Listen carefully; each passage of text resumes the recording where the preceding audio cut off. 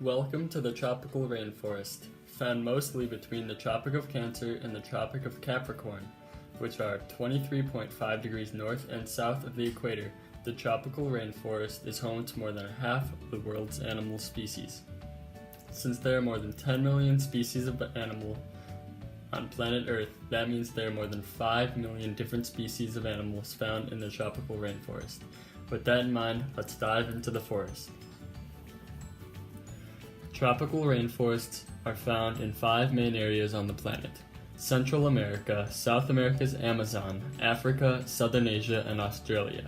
Note that the majority of these places fall in between the 23.5 degrees north line of latitude and the one at 23.5 degrees south. This area fosters the hot, humid environment that the species of the rainforest require to survive.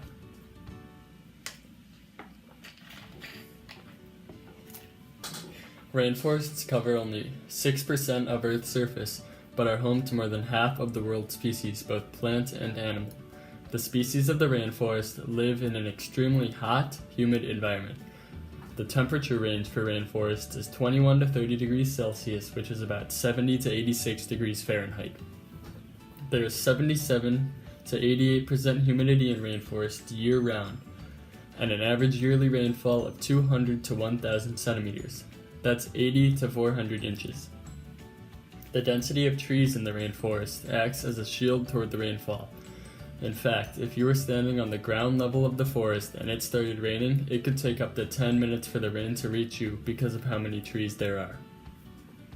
Surprisingly, soil quality is quite poor in tropical rainforests.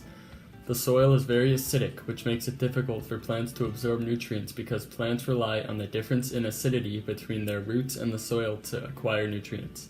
When this difference does not exist, plants struggle to get the nutrients they need. Furthermore, the clay particles found in the soil are not very good at trapping nutrients, so valuable nutrients in the soil do not stay there very long.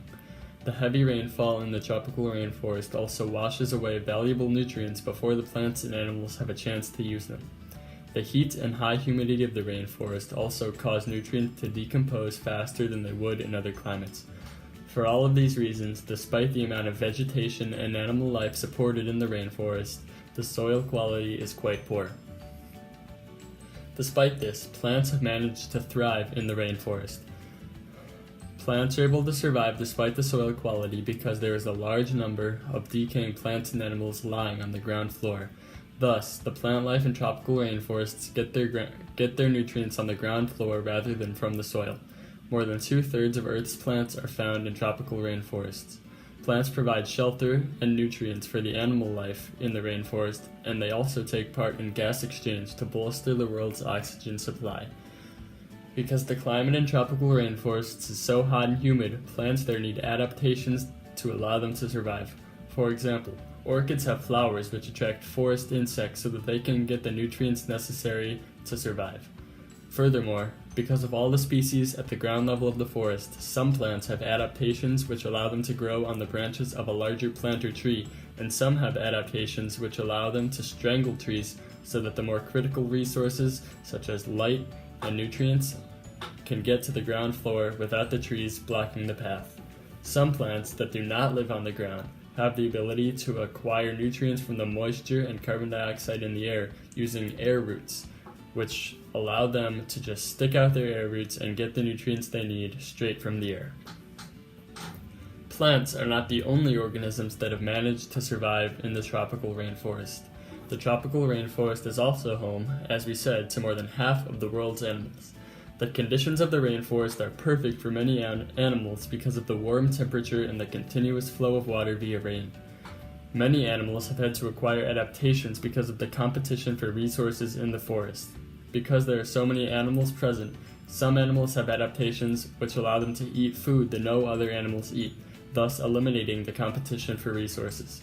For example, toucans have long beaks which allow them to get food on small branches which they otherwise would not be able to get because the branches would break due to their weight.